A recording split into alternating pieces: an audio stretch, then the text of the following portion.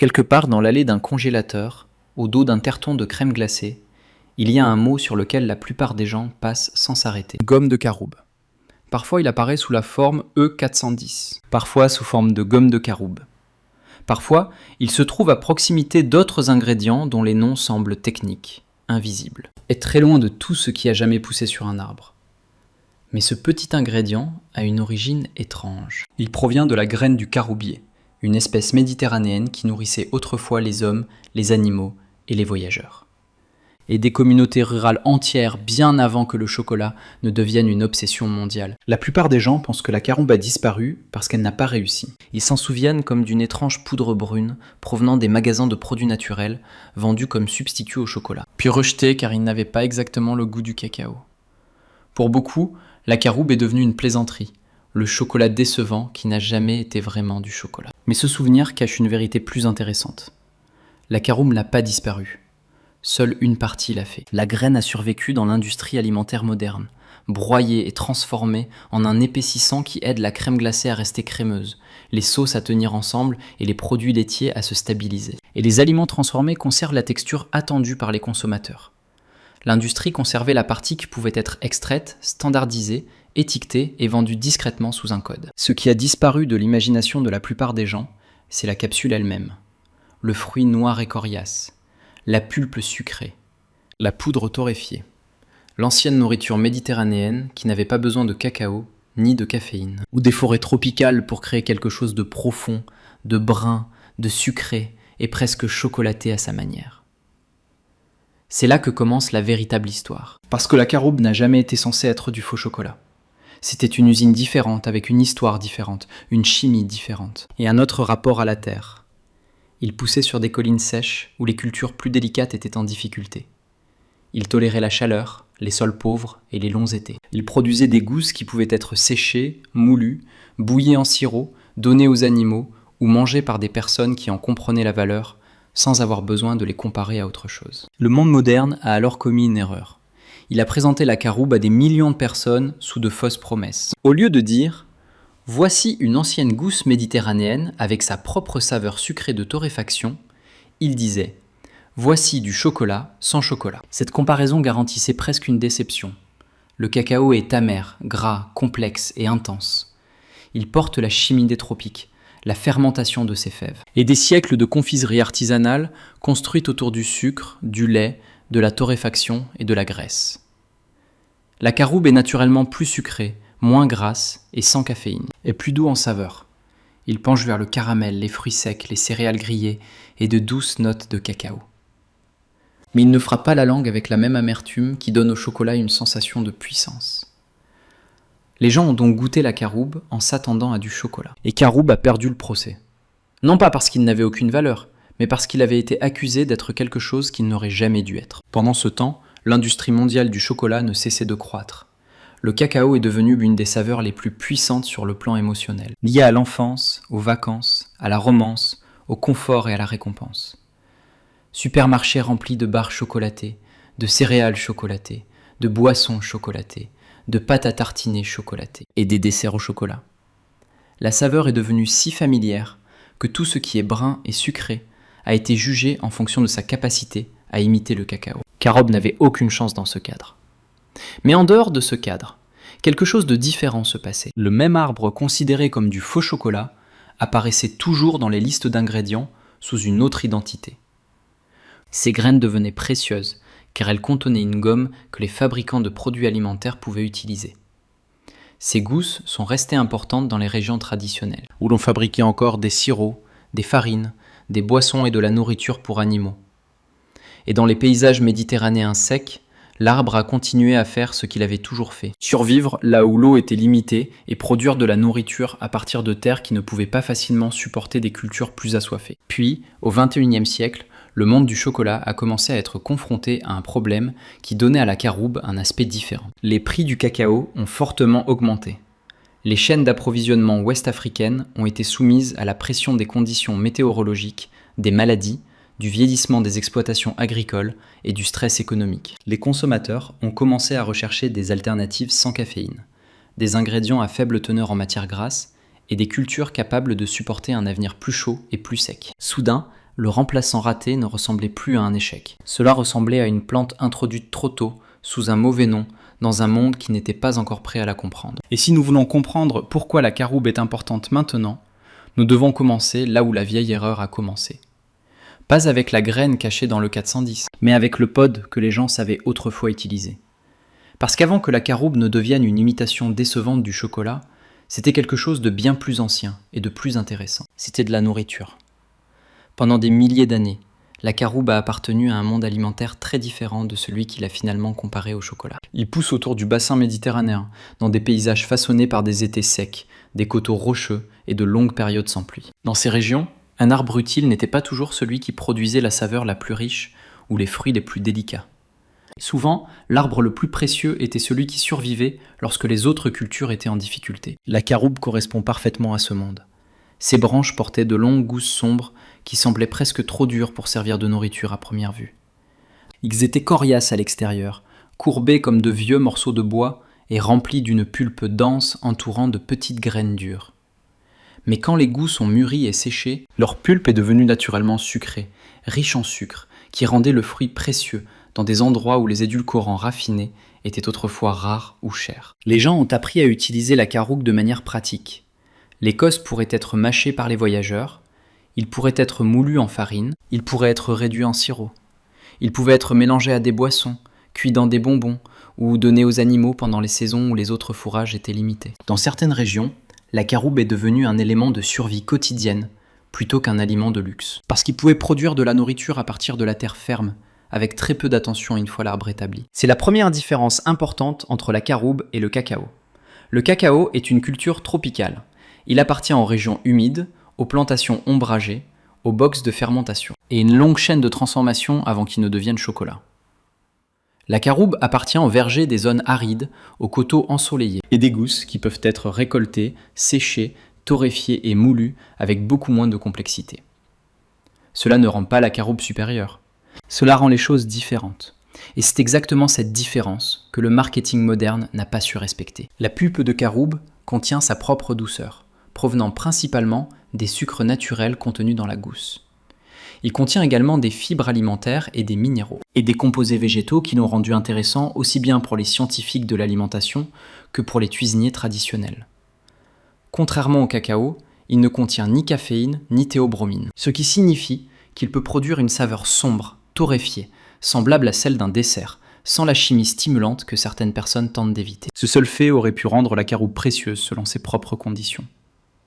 Elle aurait pu être introduite sous forme de farine de gousse torréfiée, sans caféine, un édulcorant méditerranéen, une culture des terres arides, ou un ingrédient traditionnel avec une saveur quelque part entre le cacao, le caramel, les fruits secs et les céréales grillées. Au lieu de cela, sur de nombreux marchés modernes, il a été introduit pour remplacer le chocolat. Cette seule décision a changé sa réputation. Parce qu'à partir du moment où la caroube a été appelée chocolat sans chocolat, les gens ont arrêté de goûter ce qu'elle était et ont commencé à mesurer ce qui lui manquait et rechercher l'amertume du cacao, la graisse de cacao, l'arôme de cacao et la richesse émotionnelle familière d'une barre de chocolat. Lorsque la caroube n'a pas procuré ces sensations exactes, la conclusion est venue rapidement. C'était faux. Mais cela n'a jamais été un test équitable. Une figue ne se perd pas parce que ce n'est pas un raisin. Le miel ne manque pas car ce n'est pas du sucre de canne. Le café n'échoue pas parce que ce n'est pas du thé. Chaque ingrédient doit être compris à travers sa propre saveur, sa propre chimie et sa propre histoire.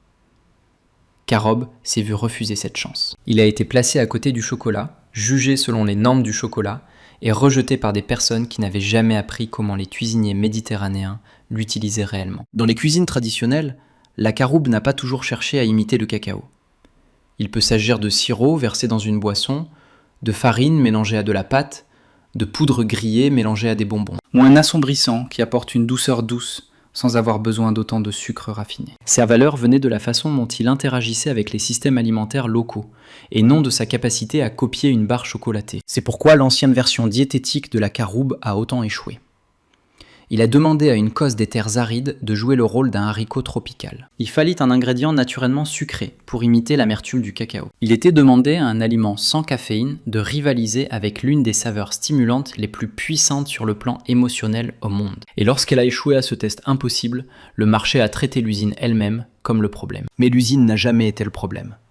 Le problème, c'était l'histoire que les gens en racontaient. Cette histoire faisait apparaître la caroube comme un substitut décevant au moment même où ses graines devenaient utiles à l'industrie. Alors que la pulpe des gousses était aux prises avec une crise d'identité, la graine est entrée discrètement dans la fabrication de produits alimentaires sous forme de gomme de caroube. Une partie de l'arbre est devenue technique, invisible et rentable. L'autre partie est devenue un souvenir de déception alimentaire. Cette division est ce qui rend la caroube si inhabituelle. Cette idée n'a pas été complètement oubliée, et elle n'a pas été pleinement adoptée. Il a survécu dans deux mondes distincts, l'une industrielle et cachée, l'autre traditionnelle et régionale. Ce qui a disparu, c'est le pont entre eux. L'idée que la caroube pourrait être un ingrédient alimentaire sérieux à part entière. Et maintenant, ce pont recommence à avoir de l'importance. Parce que le monde qui a rejeté la caroube a été construit sur l'hypothèse que le cacao resterait abondant, abordable et fiable. Pendant des décennies, cette hypothèse a semblé suffisamment sûre. Le chocolat est devenu bon marché, partout, et émotionnellement intouchable. Mais un système alimentaire construit autour d'une culture bien aimée peut devenir fragile lorsque cette culture est mise sous pression. Et ces dernières années, le cacao a commencé à montrer à quel point une obsession mondiale peut devenir fragile. Dans la majeure partie du monde moderne, le chocolat semble permanent. Il se trouve à côté des caisses des supermarchés, remplit les rayons des fêtes, apparaît dans les gâteaux d'anniversaire, les céréales du matin, les barres protéinées, les glaces, les pâtes à tartiner et les boissons. Il est traité moins comme une culture que comme une saveur universelle, quelque chose de si familier que les gens s'arrêtent rarement pour se demander d'où il vient réellement. Mais le chocolat n'est pas universel comme sa présence le suggère. Cela commence par le cacao, et le cacao n'est pas une plante facile. Le cacao pousse mieux dans les régions chaudes et humides, proches de l'équateur, souvent dans des conditions très différentes de celles des paysages secs où prospère la caroube. Il nécessite une récolte, une fermentation, un séchage, une expédition, une torréfaction, un broyage et un mélange minutieux avant de devenir la saveur de chocolat que les gens reconnaissent. Cette complexité fait partie de ce qui rend le chocolat extraordinaire. Mais c'est aussi ce qui la rend vulnérable. Une barre de chocolat peut paraître simple sur les étagères d'un magasin, mais derrière elle se trouve une longue chaîne d'agriculteurs. Conditions météorologiques, maladies des plantes, itinéraires de transport, transformateurs, commerçants, fabricants et prix mondiaux. Si une partie de cette chaîne s'affaiblit, les effets peuvent s'étendre bien au-delà de la ferme où le cacao a été cultivé. C'est exactement ce que le monde a commencé à voir plus clairement lors de la récente crise du cacao. L'Afrique de l'Ouest, notamment la Côte d'Ivoire et le Ghana, fournit une grande part du cacao mondial. Lorsque les intempéries, la pression des maladies, le vieillissement des arbres, le sous-investissement et le stress économique se heurtent dans cette région, le marché mondial du chocolat en ressent presque immédiatement. Les prix augmentent, les fabricants reformulent, les consommateurs remarquent des emballages plus petits ou des coûts plus élevés, et une saveur qui semblait autrefois disponible à l'infini semble soudainement beaucoup plus fragile. Cela ne veut pas dire que le chocolat disparaît. Cela signifie que l'hypothèse derrière le chocolat bon marché s'affaiblit. Pendant des décennies, les consommateurs des marchés riches se sont habitués à ce que le cacao soit disponible sous presque toutes les formes imaginables. Le chocolat est devenu si courant que ses difficultés agricoles ont disparu de la vue du public. Peu de gens qui mangeaient une barre chocolatée pensaient aux maladies des arbres, au régime de précipitation, au prix à la production ou à la géographie étroite de la production de cacao. Mais chaque culture est soumise au climat du lieu où elle est cultivée. Le cacao supporte l'humidité, la main-d'œuvre, le risque de maladie et la pression économique de la ceinture tropicale. Caroube porte autre chose. Il porte la logique de l'agriculture aride. Un caroubier mature peut bien mieux tolérer la chaleur et la sécheresse que de nombreuses cultures fruitières. Il appartient au paysage méditerranéen où les longs étés secs ne sont pas inhabituels, mais attendus. Une fois établi, il peut produire des gousses avec des demandes en eau relativement faibles. Ce qui le rend intéressant dans les régions où l'avenir de l'agriculture peut dépendre non seulement du rendement, mais aussi de la résilience. C'est pourquoi la caroube devient plus intéressante en période de crise du cacao. Non pas parce qu'il peut copier parfaitement le chocolat, ni parce qu'il peut remplacer toute utilisation du cacao. Ce n'est pas possible. Une barre de chocolat noir, construite autour du beurre de cacao, des solides de cacao, de l'amertume et de la fermentation, n'est pas la même chose que la poudre de caroube torréfiée. Mais tous les produits aromatisés au chocolat n'ont pas besoin de toute la complexité du cacao. Certaines boissons, produits de boulangerie, céréales, pâtes à tartiner, garnitures et bases de dessert ont besoin de quelque chose de sombre, sucré, torréfié et réconfortant. Dans ces espaces, la caroube peut réduire la dépendance au cacao ou constituer un ingrédient à part entière. C'est là que l'idée du chocolat infini ne devient utile que si nous la comprenons bien. Cela ne signifie pas des barres de chocolat sans fin qui poussent à partir d'un arbre sans frais ni main-d'œuvre. Cela signifie un autre type d'abondance. Un arbre qui peut produire des gousses brunes sucrées dans les régions sèches. Une culture qui ne dépend pas de la caféine ou de la théobromine pour son attrait. Un aliment qui peut être rôti, moulu, bouilli en sirop, mélangé à des boissons ou combiné avec du cacao pour étendre les réserves limitées. L'erreur serait de le revendre à nouveau. Si la caroube est présentée comme un substitut parfait au chocolat, le même échec se répétera. Les gens le goûteront, rechercheront du cacao et le rejetteront lorsque la correspondance n'est pas exacte. Mais si la caroube est présentée comme une gousse sucrée des terres arides, avec sa propre saveur grillée, la conversation change. Ce n'est plus une imitation ratée. Cela devient un ingrédient parallèle. Cette différence est importante, car l'avenir de l'alimentation nécessitera peut-être davantage d'ingrédients parallèles et non moins. Un système alimentaire résilient ne peut pas dépendre entièrement d'une seule culture, d'une seule région, d'une seule norme de saveur ou d'une chaîne d'approvisionnement fragile. Il lui faut des alternatives qui n'effacent pas les aliments qu'elle chérit, mais qui réduisent la pression exercée sur eux. Caroube offre exactement ce genre de possibilités. Il a une histoire derrière lui, une fonction au sein de l'industrie alimentaire, une nutrition qui en fait plus qu'une simple douceur vide de sens, et un profil agricole qui correspond mieux à un monde méditerranéen en réchauffement que de nombreuses cultures actuellement soumises à des pressions. Mais il reste encore une partie de l'histoire. Car savoir que la caroube a du potentiel n'est pas la même chose que savoir comment elle peut revenir. Si la plante a été déformée une fois, son retour dépend de la nécessité d'éviter la même erreur. Il ne peut pas redevenir du faux chocolat. Il faut qu'il revienne sous forme de caroube. Et ce retour commence par la question la plus simple de toutes. Que peut réellement faire ce pod ? Le retour de la caroube ne commencera pas par prétendre qu'il s'agit de chocolat. C'était la vieille erreur. Et si la même erreur se répète, le résultat sera probablement le même. Les gens goûteront la caroube en attendant le cacao et remarqueront immédiatement la différence. Et décider une fois de plus que l'usine est en panne. Mais la caroube n'échoue pas lorsqu'on lui permet d'être elle-même. La poudre de caroube rôtie peut apporter une couleur foncée, une douceur naturelle et une douce saveur grillée aux gâteaux, biscuits, pain et boissons chaudes. Le sirop de caroube peut sucrer les desserts et les boissons avec une profondeur qui appartient davantage aux fruits secs et à la mélasse qu'au sucre ordinaire. La farine de caroube peut se mélanger aux aliments du petit déjeuner, aux collations et aux boissons du soir sans caféine pour les personnes qui veulent quelque chose de chaud et de brun, sans la chimie stimulante du cacao. Dans certains aliments, la caroube peut être utilisée seule. Dans d'autres, il peut agir en complément du cacao, réduisant la quantité de cacao nécessaire tout en ajoutant de la douceur et des fibres. Et une complexité torréfiée qui lui est propre. C'est peut-être l'un de ses rôles modernes les plus réalistes, ne pas remplacer entièrement le chocolat, mais alléger la pression qui pèse sur celui-ci. Cette distinction est importante. Un système alimentaire résilient n'a pas besoin que toutes les cultures alternatives détruisent celles qui la précèdent. Il lui faut des ingrédients capables de partager le travail. Si le cacao est cher, sensible au climat et concentré dans des régions vulnérables, alors même les substituts partiels comptent. Il n'est pas nécessaire qu'un pain soit composé d'un seul grain. Un édulcorant ne doit pas nécessairement provenir d'une seule plante. Un monde de saveurs semblables à celle du chocolat ne dépend pas nécessairement du seul cacao. La caroube appartient à cette imagination plus large. Il peut faire partie des produits de boulangerie, des boissons, des sirops, des pâtes à tartiner et des systèmes agroforestiers des zones arides. Il peut soutenir les exploitations agricoles dans les régions où l'eau devient de plus en plus précieuse. Il peut fournir des gousses pour la nourriture et des graines pour la gomme. Cela peut rester utile même lorsque le produit final n'est pas du tout une barre chocolatée. Mais la caroube demande aussi de la patience. Un caroubier n'est pas une culture annuelle qui peut être plantée au printemps et récoltée à l'automne. Il faut des années pour mûrir. Et les producteurs doivent souvent tenir compte de la pollinisation, de la variété, du climat et de la planification à long terme du verger. Il prospère mieux dans les régions chaudes et sèches, pas partout. Dans les climats plus froids ou plus humides, cela peut ne jamais devenir pratique en dehors de conditions spécialisées. C'est pourquoi l'expression chocolat infini doit être comprise avec prudence. L'abondance n'est réelle que lorsque l'arbre est placé au bon endroit. Dans un mauvais climat, la caroube n'est qu'une autre culture en difficulté. Dans le bon paysage, cela devient quelque chose de très différent.